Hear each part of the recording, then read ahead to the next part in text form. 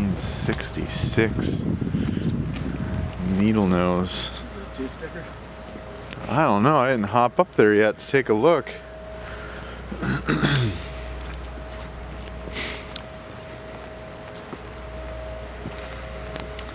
That's pretty cool.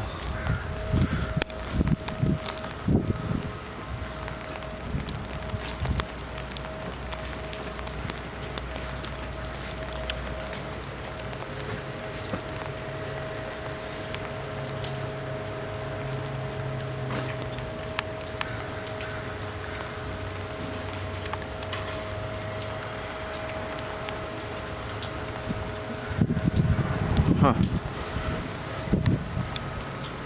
Yeah, it's a twin stick, air scales. Wow, man.